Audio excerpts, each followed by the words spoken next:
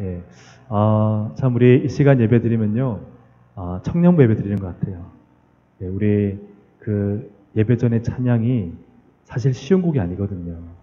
그래서 우리 어르신들 좀 어려우시죠?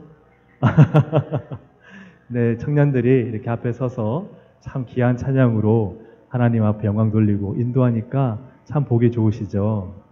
아멘입니다. 아마 우리 오래전부터, 아기 때부터 이렇게 쭉 봐왔던 우리 아이들이 커서 아마 청년이 되고 이 앞에서 이렇게 찬양을 인도하는 것 보면은 아마 그냥 잘 모르는 찬양이라도 은혜가 되실 것 같아요.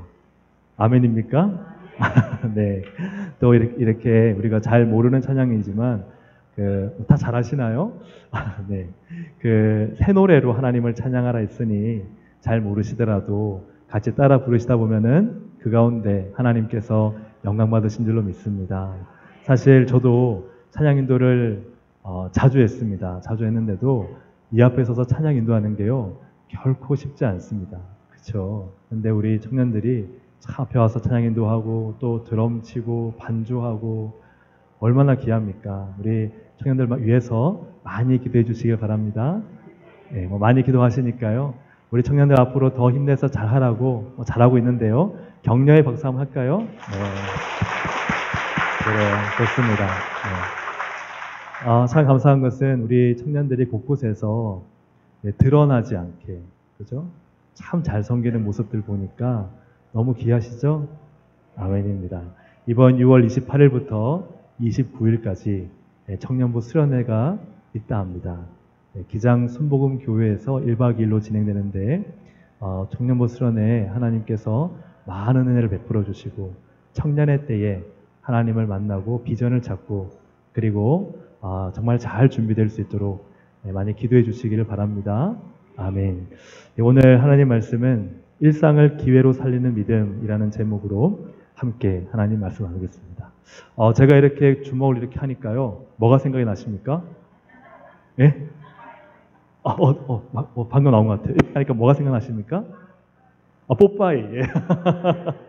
맞습니다. 우리 어렸을 때, 그죠? 뽀빠이 얘기하면서 주로 뭘 먹었나 그랬죠? 시금치. 네. 뽀빠이가 시금치를 먹고 갑자기 알통이 막 나와서 막 거뜬하게 다 들고, 그죠? 문제를 해결하는, 위기를 벗어나는 모습을 우리가 만화를 통해서 봤어요. 아마 이 뽀빠이를 보지 않은 우리 청년들은 그게 무슨 얘기인가 궁금할 겁니다. 이렇게 뽀빠이 하면 어떤 생각이 드는가? 뽀빠이가 시금치 통조림을 한 캔 먹자마자 갑자기 막 울퉁불퉁해가지고 근육질이 산해가 돼서 그냥 배도 집어 던지고, 그죠? 그런 모습들을 우리가 잘 알고 있습니다. 그런데 여러분 그거 아십니까? 이 시금치에는 우리가 생각하는 만큼, 우리가 믿는 만큼 철분이 많이 들어있지 않다는 거 혹시 아세요? 아마 그 이야기는 좀 처음 듣는 분이 많을 겁니다. 우리가 생각할 때는 시금치에 철분이 많아서 아이들이 건강하고 더 씩씩하게 잘 자란다 생각하는데 실제로는 그렇지 않다는 거예요. 그래서 상식의 오류사전이라는 책을 보면은 뽀빠이가 철분을 중요하게 생각했더라면 통조리 시금치보다 그 통조림 케이스를 먹는 게 더 나았겠다, 그런 말이 있습니다. 네, 통조림의 그 깡통을 먹는 게 오히려 더 철분이 보충이 됐을 것이다. 그만큼 사실 이게 우리가 갖고 있는 상식의 오류다, 이런 얘기죠. 왜 이런 뽀빠이 만화가 생각났느냐? 어떤 사람의 순간의 실수, 타이핑을 실수했다는 거예요. 식품을 분석한 최초의 시도에서 이 시금치를 분석했는데 시금치의 소수점을 한 칸 아래로 찍어버린 거예요. 그래서 철분의 함유량이 10배나, 그죠? 차이 나게 찍힌 것보다 더 많아졌다 하는 것이죠. 그래서 이로 인해서 미국에서는 시금치 뱃사람 뽀빠이 덕분에 33%나 시금치 먹는 양이 증가했다.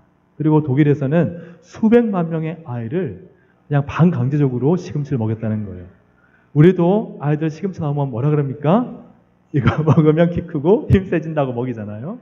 근데 실제 시금치의 철분 함유량은 100g당 2.2mg인데, 그런데 이게 10배가 되니까 22mg으로 우리가 그렇게 생각하고 먹이고 있는데 실제로는 그렇지 않다. 오히려 시금치를 많이 먹으면 이렇게 알통이 나는 게 아니라 그 신장에 결석이 생길 수 있다. 그런 아주 많이 먹으면요. 아주 많이 먹으면 그런 결과도 있습니다. 참 사람의 한순간의 실수가 그죠? 오늘날 우리 가운데 얼마나 많은 영향을 미치는가. 그렇죠, 그죠? 그래서 시금치 먹으면 건강에는 좋습니다. 하지만 우리가 생각하는 만큼은 아니다 하는 얘기를 드립니다. 이스라엘에게 있어서 실수하면 어떤 실수가 가장 크게 기억에 남을까? 아마 한결같이 한 목소리로 다 말하기를 가데스 바네아의 실수입니다. 그럴 거예요. 그죠? 그 앞에서 12명의 정탐꾼을 가나안 땅에 보냈을 때 10명이 돌아와서 불평하고 원망해서 38년 동안, 약 40년 동안 그 광야에서 불평한 사람이 다 죽고, 그죠? 다 가나안 땅에 들어가지 못하고 20세 이하의 사람들과 그 후에 태어난 사람들만이 가나안 땅을 밟게 되는데 그 중에 여호수아와 갈렙이 포함되어서 들어가게 되죠. 아마 가장 큰 실수가 무엇이었을까? 아마 이 12명의 정탐꾼을 보내서 불평과 원망으로 하나님의 뜻을 거스린 거 아닐까라는 생각하게 됩니다. 참 그러고 보면은 하나님의 뜻은 다수에 있는 게 아닌 것 같아요. 아마 그 당시에 민주주의였으면은 자 12명 중에 손 드세요. 10명이 손 들었어요. 맞습니다. 그러면은 당신을 뜻대로 하겠습니다. 근데 그게 아니었던 거죠. 그죠? 2명이 진리였던 거죠. 그래서 우리는 깨어있는 2명이 되어야 합니다. 할렐루야. 우리가 하나님의 뜻을 이루는 것은 다수가 아닙니다. 물론 다수를 통해서 하나님이 역사하시지만 정말 하나님의 뜻을 분별하고 깨어있는 사람들을 통해서 하나님은 일하신다는 거예요. 여호수아가 지도자가 되어서 여호수아는 이제 38년전의 일을 떠올리면서 다시는 그런 실수를 반복하지 않으리라 생각했던 것 같아요. 그래서 어떻게 하느냐? 옛날에는 12지파 중에 1명씩 뽑았는데 이제는 여호수아가 직접 2명을 뽑습니다. 믿음의 신실한 사람들이었겠죠. 그리고 12명을 뽑는 게 아니라 딱 2명만 뽑아요. 2명만. 아마 지난 실수를 통해서 여호수아는 딱 2명, 여호수아와 갈렙이었잖아요. 이 믿을 만한 2명을 통해서 그 땅을 하나님의 시각으로 정탐하고 오게끔 한다는 것이죠. 근데 저는 여기서 오늘 또 본론에 들어가기 전에 주목할 것은 여호수아가 정탐을 했다는 거예요. 여호수아가 정탐을 했다. 만약에 이전에 정탐에서 그런 좋지 않은 결과가 있었다면, 그런 실수가 있었다면 저 같으면은 정탐 안 했을 것 같아요. 정탐 안 하고 하나님 주신 땅인데 그냥 들어가자 이렇게 했을 것 같아요. 그러나 여호수아가 2명을 보내서 정탐을 했다 하는 것은 정탐 자체가 문제가 아니라는 거예요. 정탐을 터부시하거나 아니면 정탐을 폐지하지 않고 다른 방법이나 다른 여지를 둬서 했다 하는 것이죠. 오늘 우리가 하나님의 일을 하다가 실수할 수 있습니다. 열심히 했지만 좀 좋지 않은 결과를 가질 수 있어요. 그러나 그렇다고 해서 그 다음에 그걸 없애야 됩니까? 그렇지 않아요. 그게 하나님의 뜻 안에서 필요한 일이면 다른 방법과 다른 여지로 할 수 있는 것이죠. 단지 내가 잘못 생각해서 또 혹은 부족한 계획으로 잘못 결과가 나올 수 있습니다. 하지만 그것 때문에 실수한 그것을 다 없애버리면 그것이 하나님의 뜻이 아닐 수도 있다. 그래서 오늘 여호수아가 그런 것들을 우리에게 보여줍니다. 이 2명의 정탐꾼은 여리고 들어가서 기생 라합의 집에 숨는데 여리고성 사람들은 이 앞에 진처해 있는 이스라엘 군대 때문에 굉장히 지금 긴장돼 있고 촉각이 곤두서 있습니다. 그래서 2명이 들어오자마자 여리고성 사람들이 들어온 걸 알아요. 그만큼 이 여리고성은 굉장한 긴장 상태에 있습니다.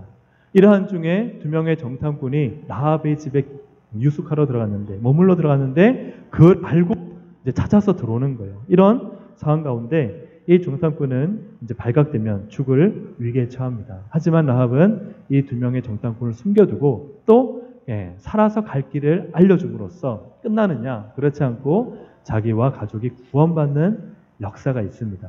거기서 끝나느냐? 그렇지 않고 이 라합이 나중에 예수 그리스도의 족보에 오르잖아요. 그래서 하나님의 거룩한 구속의 역사 가운데 라합이 참여하게 되는 참 놀라운 그런 은혜가 이 라합에게 있습니다. 오늘 이 라합의 믿음이 어떤 믿음일까? 저는 이렇게 제목을 정했습니다. 일상을 기회로 살리는 믿음이다. 한번 따라 하실까요? 일상을 기회로 살리는 믿음입니다. 감사합니다. 일상의 기회, 그 기회를 놓치지 않고 잘 활용하는 라합의 이야기를 통해서 우리도 우리의 일상이 하나님의 기회일 수 있다. 우리의 위기를 극복할 수 있는 하나님의 방법일 수 있다. 그냥 평범한 삶, 별거 아닐 것 같은 삶이지만 그 삶에는 놀라운 잠재력과 힘이 숨어 있고 하나님의 뜻이 담겨져 있다. 오늘 이것을 말씀을 통해서 함께 나누고자 합니다. 어떻게 라합은 일상에서 기회를 얻을 수 있었을까? 그녀는 소문을 듣고 믿음을 생성했어요. 소문을 듣고 믿음을 생성했다. 라합은 이스라엘의 이야기와 하나님 이야기를 들었습니다. 이스라엘이 승승장구하더라. 근데 그들의 힘이 아니라 하나님이 함께하고 계시더라. 그래서 9절과 10절을 보시겠습니다. 우리 9절과 10절 말씀 함께 읽을까요? 시작. 말하되 여호와께서 이 땅을 너희에게 주신 줄을 내가 아노라. 우리가 너희를 심히 두려워하고 이 땅 주민들이 다 너희 앞에서 간담이 녹나니 이는 너희가 애굽에서 나올 때에 여호와께서 너희 앞에서 홍해물을 마르게 하신 일과 너희가 요단 저쪽에 있는 아모리 사람의 두 왕 시온과 옥에게 행한 일 곧 그들을 전멸시킨 일을 우리가 들었음이니라. 아멘. 우리가 들었다. 그죠? 우리 가나안 그죠? 이 여리고성에 있는 그죠? 가나안에 있는 여리고성에 있는 사람들이 다 들었다. 예. 그런데 그 중에는 누가 믿음을 가졌느냐? 바로 라합이라는 거예요. 라합은 그러한 소문을 들었지만 모든 사람들이 다 두려워 떨고 또 이 두 명의 정탐꾼이 들어오자 촉각이 곤두서 있는 사람들이 야! 그 정탐꾼이 들어왔더라 하고 라합의 집을 막 수색하러 찾아왔지만 그러나 진짜 믿음을 생성한 사람은 누구냐? 라합이라는 거예요. 라합만이 구원받은 것은 그녀만이 들리는 이야기, 들리는 소문을 통해서 하나님을 믿은 것입니다. 하나님을 믿은 것이죠. 하나님이 신앙을 갖게 된 것입니다. 하나님은 여호와 신앙을 갖게 된 그녀를 두 명의 정탐꾼을 통해서 그 집에 보내서 그녀를 구원하고 계시는 거예요. 구원은 라합이 마치 그 두 정탐꾼을 그죠? 예, 보호해줘서 또 살려줘서 자기가 스스로 구원한 것 같지만 그러나 하나님을 향해서 앞으로 지금까지 되어진 일과 앞으로 되어질 일들을 바라보며 하나님 신앙 갖게 된 이 라합을 사실은 하나님이 두 명의 정탐꾼을 보내서 구원해주고 계신 것입니다. 라합은 소문을 듣고 하나님에 대한 믿음을 가지게 되었어요. 출애굽에서 일어난 하나님의 놀라운 역사, 또 그 시온에 행하신 그 아모리 두 왕을 전멸시키신 일을 통해서 저분이 진짜 저 하나님이 진짜 참신이시고 내가 믿어야 할 분이다 하는 것을 믿게 된 것입니다. 그래서 하나님을 향한 믿음을 가지고 어떻게 하나님 안에서 내가 내 생명을 우리 가족의 생명을 구원할 것인가 그래서 라합의 행동은 즉각적이었습니다. 그냥 어떻게 하다가 두 명이 들어왔는데 어떻게 하지? 저 사람들이 좀 생소하고 낯선데 이 지방 사람은 아닌 것 같은데 어떻게 하지? 이렇게 뭔가 고민하다가 이 두 사람을 숨겨준 것이 아니라 오늘 말씀 4절에 보면 그 여인이 그 두 사람, 정탐꾼이죠. 그 두 사람을 이미 어떻게 했다고요? 숨긴지라. 어떻게 숨겼다고요? 이미 숨겼다는 거예요. 그러니까 라합은 그냥 어쩌다가 우연히 그냥 어쩔 수 없이 숨겨준 것이 아니라 이미 하나님 안에서 믿음을 가진 그녀가 그 두 정탐꾼을 숨겨줌으로써 자신들의 구원의 방법과 구원의 계획을 열어가고 있는 것을 보고 있습니다. 말씀을 들을 때 우리는 믿음의 생성이 이루어져야 합니다. 나중에 가서 믿음은 되겠지. 천천히 말씀을 배워도 되겠지. 무슨 일이 일어나겠어. 여리고성처럼 여기가 안전한데 무슨 일이 우리 가운데 일어나려고 나는 아무 문제 없어. 이것은 준비하지 못한 삶인 것이죠. 하나님 말씀으로 우리가 우리의 삶에 또한 우리의 신앙의 모든 터전을 단단한 반석으로 두시기를 주님의 이름으로 축복합니다. 하지만 단단해 하고 지었는데 그 밑에 모래가 가득하면 어떻게 될까요? 그죠? 그러면은 어떤 순간 태풍이 불고 바람이 세차게 불고 그죠? 갑자기 뭔가 살짝만 흔들려도 아마 그 집은 무너지고 말 것입니다.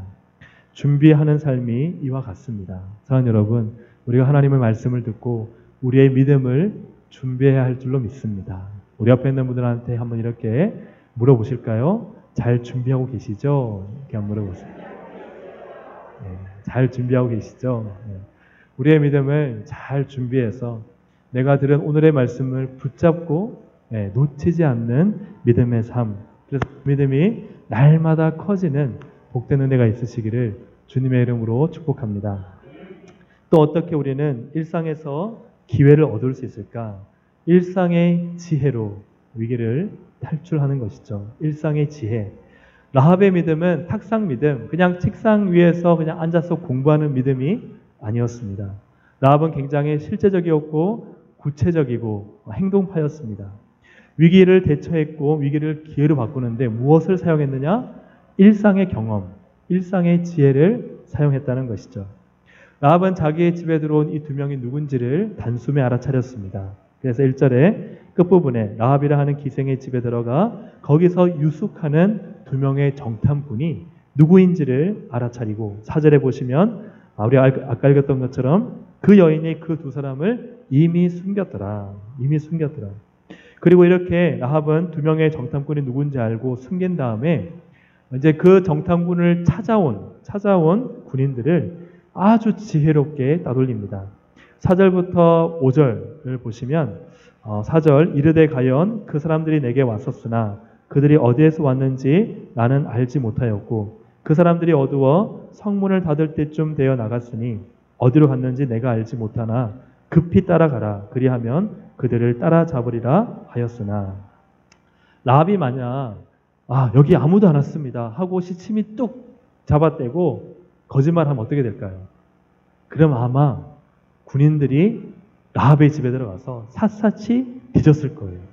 왜요? 이미 정보를 알고 왔거든요.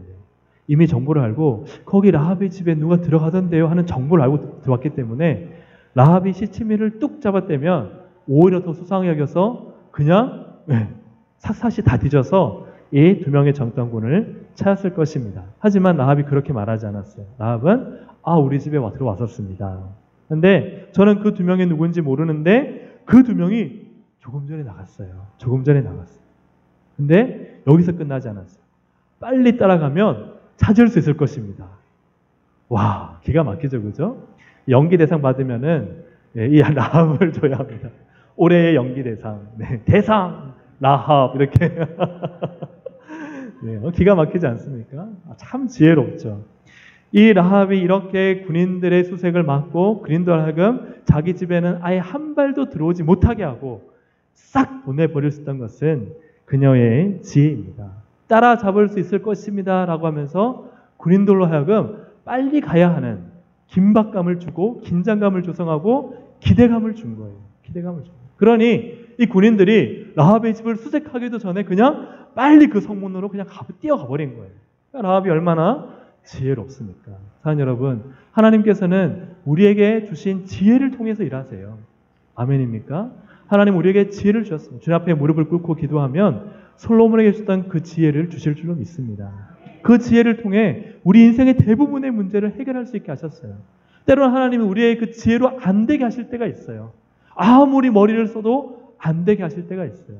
그럼 그때도 뭘 해야 됩니까? 그때도 기도해야죠. 하나님, 주님 지금까지 기도해서 지혜를 주셔서 여기까지 왔는데 하나님 이제 그 지혜로 안 됩니다. 그러니 더 뭐 해야 돼요?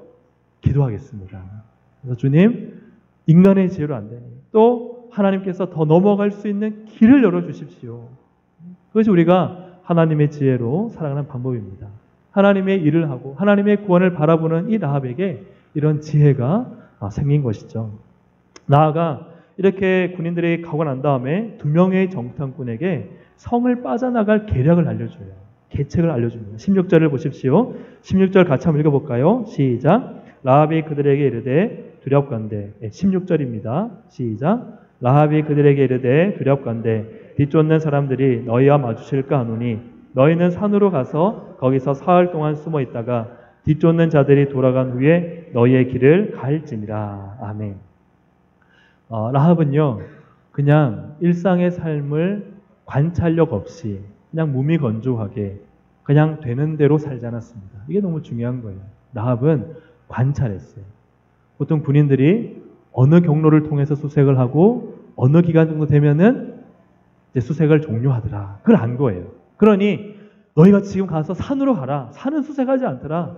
근데 그 산으로 가서 며칠 있어야 되냐면 며칠 있으라고요? 사흘을 있어라. 사흘 있으면 수색이 끝날 것이다. 그러면 너희는 안전하게 돌아갈 수 있을 것이다. 얼마나 지혜롭습니까? 이게 일상이지 않습니까? 그냥 평범하게 살아가는 삶 속에서 그냥 누구는 뭐 군인들이 언제 어떻게 활동하는지 또 어디를 수색하고 안 하는지를 아무도 생각하지 않을 때 라합은 일상의 삶을 주도 깊게 관찰하고 면밀히 파악하고 그 삶을 충실히 살았다는 거예요. 그래 하나님 그에게 쌓인 그 지혜와 경험으로 하나님이 이 위기를 기회로 만드는, 죽음을 생명으로 만드는 이 놀라운 역사를 일으키신다는 것입니다. 그러니 여러분, 일상은 너무나 중요합니다. 하나님께서 우리에게 주신 일상은 너무나 귀하다는 것이죠. 그래서 22절에 사흘을 거기에 머물매 뒤쫓는 자들이 그들을 길에서 두루쳤다가 찾지 못하고 이 두 명의 정탐꾼이 안전하게 돌아간다는 것이죠. 다윗은 목동의 일상이 있었습니다. 다윗이 골리앗과 싸우려고 할 때예요. 그냥 싸운 게 아닙니다. 그냥 목동으로서 그냥 양떼를 풀어놓고 그냥 들밭에 누워서 풀피리 불면서, 그죠? 저 하늘의 맑은 구름 보면서 너무 좋다, 편하다, 시냇물 졸졸 흐르는데 물 한 마시고 양들이 너희들 마음껏 놀아라 하고 편한 삶을 살다가 골리앗을 만난 게 아니라는 거예요. 다윗이 골리앗을 만나서 사울에게 이야기할 때 뭐란 말입니까? 제가 저 골리앗과 싸우겠습니까? 싸우겠습니다. 야, 너 무슨 수로 싸우려고 하냐? 너는 아주 어린 소년이고 저 골리앗은 어릴 때부터 용사라. 너는 이기지 못한다. 그래서 다윗이 하는 고백이 뭐예요? 왕이시여, 저는 싸워본 적이 있습니다. 저는 이 목동으로 살다가 제 양이 곰이나 사자에게, 그죠? 물려서 끌려갈 때에 저는 쫓아가서 그 곰의 발톱에서 건져냈고 그 사자의 이빨에서 건져냈습니다. 싸워본 경험이 있다는 거예요. 일상을 그냥 소홀히 하지 않았다는 거예요. 그러면서 하는 말이 뭐예요? 제가 돌이켜보니까 그것도 하나님의 은혜입니다. 나를 건지신 분은 하나님의 은혜이기 때문에 그 하나님의 은혜에 대한 감격이 일상에 있었던 거예요. 그 일상에서 하나님을 경험하고 날마다 기도하면서 싸우면서 하나님을 경험했기 때문에 골리앗을 만나도 두렵지 않은 거예요. 골리앗을 만나니까 싸울 수 있는 거예요. 일상에서 경험하지 못하고 일상에서 하나님을 체험하지 못한 사람이 어떻게 큰 문제와 큰 비전과 큰 사명을 위해서 쓰임받을 수가 있겠어요? 못하는 거예요. 하루하루의 일상에서 하나님을 경험하고 그분을 체험하고 그분의 기적과 그분의 살아계심을 붙잡고 사는 사람이 하나님께 쓰임받는 줄로 믿습니다. 하나님께서 그를 세워서 왕이 되게 하시는 것이죠. 그러므로 하나님은 우리의 일상에서 일하십니다. 일상에서 일하시는 하나님, 그 은혜를 경험하고 일상을 치열하게 싸울 때 우리 청년들 일상을 치열하게 싸우시기를 주님의 이름으로 축복합니다. 남들보다 공부도 더 많이 해야 되고 밤은 안 써도 괜찮아요. 그래도 정말 내가 기도하는 만큼 그 기도의 시간에, 내가 예배 드리는 만큼 그 예배의 시간에, 그죠? 우리가 하나님께 드리는 만큼 그 이상으로 다른 친구들보다 더 많이 공부하고 자신을 훈련시켜야 합니다. 왜요? 하나님은 그렇게 해야 더 크게 쓰시기 때문에. 일상이 너무나 중요합니다. 강철왕 카네기가 은퇴를 앞두고 후계자를 발표하는 자리를 마련했는데, 과연 그 카네기, 그 철강 사업 했잖아요. 엄청난 부와 명예와 그 높은 자리를 과연 누구에게 물려줄까? 촉각이 다 곤두서서 시선이 다 고정되어 있는데 이 카네기가 기자회견을 연 거예요. 그리고 내 후계자를 발표하겠습니다. 사람들이 모였습니다. 기자들이 모였습니다. 수많은 이 회사의 중요한 임직원들이 다 모였습니다. 거기서 카네기가 자신의 후계자를 발표하는데 의외의 인물이 지목되었어요. 그건 다름 아닌 자기의 비서였습니다. 비서. 그런데 그 비서는 어떤 사람이냐? 초등학교 졸업생이에요. 초등학교 졸업생에다가 원래 시작은 회사 일용직 청소부였어요. 초등학교 졸업장을 받고 회사 청소원으로 들어온 사람이 카네기의 비서가 되었는데 아무도 이 사람이 그 카네기의 후계자가 될 거라고 생각하지 못한 거예요. 그것을 안 듯 이 카네기가 이제 자기의 비서를 후계자로 지명한 이유를 밝힙니다. 그는 청소부였을 때, 이제 카네기의 말입니다. 그는 청소부였을 때 내가 유일하게 이름을 알고 있는 청소부였습니다. 정원을 청소하라고 하면 항상 그 주변까지 자발적으로 즐겁게 웃으며 청소를 했습니다. 그래서 비서일을 맡겼는데 비서일을 할 때는 내 일거수일투족을 공부하며 기록하고 업무 시간이 끝났어도 내가 퇴근을 하기 전에는 당연한 듯 주인처럼 항상 자리를 지켰습니다. 이런 사람에게 회사를 물려주지 않으면 어떤 사람에게 물려주겠습니까? 좋은 대학을 나온 유능한 사람은 매년 수만 명씩 나오지만 이런 성실성과 책임감을 가진 사람은 좀처럼 보기 힘듭니다. 그렇지 않습니까? 참 우리의 일상에서 책임감과 성실성을 가지고 살아가는 사람이 참 믿음직하잖아요. 그에게 뭔가를 맡겨도 그 일을 해낼 수 있잖아요. 하지만 학력이 높다고 많은 것을 배웠다고 진짜 개념과 기술이 많다 하더라도 그러나 그냥 자기만 알고 그죠? 자기의 유익만을 구하면 누가 그에게 일을 맡길 수가 있겠습니까? 사랑하는 여러분, 우리의 일상이 중요합니다. 가치 없어 보이는 일상은 없습니다. 평범해 보이는 일상이지만 그 일상을 주님께 드릴 때 주님은 그것을 받으십니다. 그리고 그 일상을 통해 하나님은 더 큰 일에 사용하세요. 오늘 라합을 통해서 우리의 일상이 날마다 기적이 되는 또 일상이 미래를 준비하는 은혜가 있기를 주님의 이름으로 축복합니다. 마지막으로 어떻게 일상에서 기회를 살릴 수 있을까? 라합은 구원의 보증으로 생명의 보장을 받습니다. 구원의 보증으로 생명의 보장을 받습니다. 제가 써놓고도 조금 이렇게 발음하기 어려운데요. 구원의 보증으로 생명의 보장을 받는다. 이 말이 무슨 말인가? 라합은 2명의 정탐꾼들에게서 자신들의 생명을 보장받습니다. 2명의 정탐꾼의 목숨을 살려주면서 라합은 자기와 온 가족과 함께한 사람들의 목숨을 맞바꾸게 되죠. 아마 라합과 가족과 함께하는 사람들이 한두 명이겠습니까? 수십 명의 목숨을 그녀는 살리는 것이죠. 우리 12절과 13절 말씀을 함께 읽어보겠습니다. 12절, 13절 시작. 그러므로 이제 청하노니 내가 너희를 선대하였은즉 내게 증표를 내라. 그리고 나의 부모와 나의 남녀 형제와 그들에게 속한 모든 사람을 살려주어 우리 목숨을 죽음에서 건져내라. 아멘. 라합은요, 주어진 기회를 붙잡고 살려주면서 정작 중요한 것을 놓치지 않습니다. 가장 중요한 게 뭐예요? 생명이 사는 거죠. 앞으로 되어질 일들을 믿기 때문에 라합은 자신의 생명을 위해서 이 2명의 정탐꾼을 살려준 것이지 그냥 마음이 넉넉하고 인심이 좋아서 살려준 것이 아닙니다. 라합은 많은 재물과 명예를 얻기 위한 것도 아니고 라합은 오직 가족의 생명, 자신의 목숨을 위해서 사실 이 목숨 건 행동을 한 거예요. 만약에 라합이 2명의 정탐꾼을 숨겨주고 또 이렇게 살린 것이 발각되면 라합과 그의 가족은 다 죽는 거예요. 목숨을 걸고 사실은 자신들의 생명을 살리기 위해서 거룩한 투자를 한 것이죠. 그리고 마지막에 이 붉은 줄을 통해서 라합과 그 가족은 구원을 받습니다. 라합의 이 붉은 줄은 구원의 보증이 되고 이것은 생명의 보장이 되는 것이죠. 이 붉은 줄은 과연 무엇을 의미할까요? 바로 예수 그리스도 십자가의 붉은 보혈을 의미합니다. 이것을 내포하죠. 라합이 아무리 잘하고 지혜롭게 했다 하더라도 마지막에 붉은 줄을 깜빡하고 가족을 숨기는데 빨리 모으십시오 하다가 깜빡하고 붉은 줄을 안 걸어놓으면 어떻게 되겠어요? 안 내려놓으면은 그 가족은 다 죽는 거예요. 마지막에 그녀를 살릴 수 있는 것은 무엇입니까? 오직 붉은 줄이에요. 아무리 2명의 정탐꾼을 숨겨주고 그들을 안전하게 보내줬다 하더라도 이 붉은 줄을 내리지 않으면 지금까지 한 모든 수고는 헛된 것이 되는 것입니다. 그래서 이 붉은 줄은 그녀에게 생명의 줄이요 또한 구원의 보증이 되는 것이죠. 이것이 바로 예수 그리스도 십자가의 보혈입니다. 그 보혈을 예표하는 것이죠.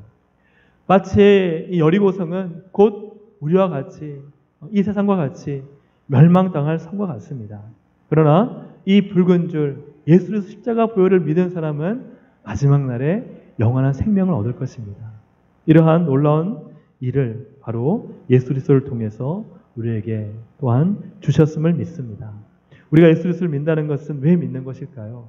성공과 부와 명예를 위해서가 아니라 하나님께서는 물론 우리에게 선물로 때로는 건강도 주시고 때로는 물질도 주시고 때로는 어려움도 건너뛰게 하시지만 그러나 정작 예수를 믿는 가장 중요한 이유는 영원한 생명을 위해서입니다.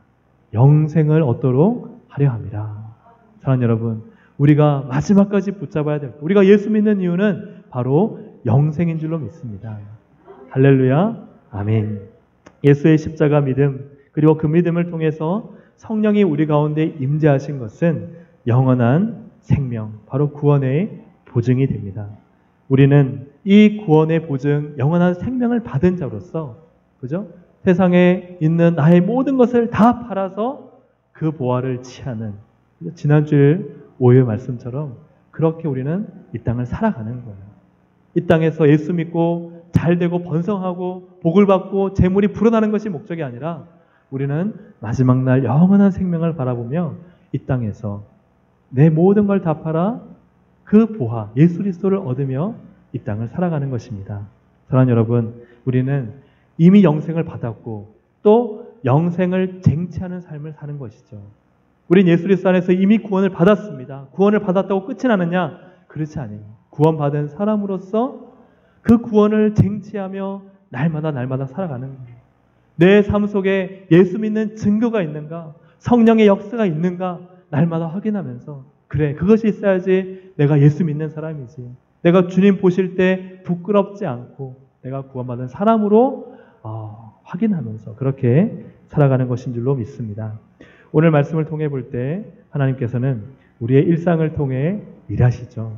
하나님께서는 라합의 믿음을 보십니다. 소문을 듣고 여호와의 신앙을 가진 라합, 그 라합의 믿음을 보시고 그녀와 그의 가정을 구원하시죠. 두 번째로 하나님께서는 라합의 지혜를 사용하십니다. 일상에 그냥 지나칠 수 있는 것들이 아니라 일상의 지혜가 모여서 그것이 구원의 방법이 되고 구원의 기회가 되는 것들을 보게 됩니다.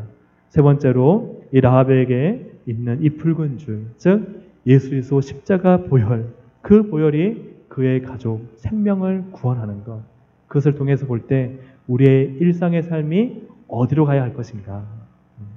이 세상이 아니라 저 영원한 하늘나라를 향해서 오늘도 믿음으로 승리하고 일상을 주님과 함께 십자가 보혈 붙잡고 살아가는 우리 모든 동성애 가족 되시기를 주님의 이름으로 축복합니다. 우리 앞에 있는 분들한테 한번 이렇게 축복할게요. 한 주간 승리합시다. 네, 이번 한 주간도 일상의 삶을 기회로 바꾸며 또 하나님 보시기에 기쁜 삶을 사시기를 주님의 이름으로 축복합니다. 함께 우리 시간 기도하겠습니다.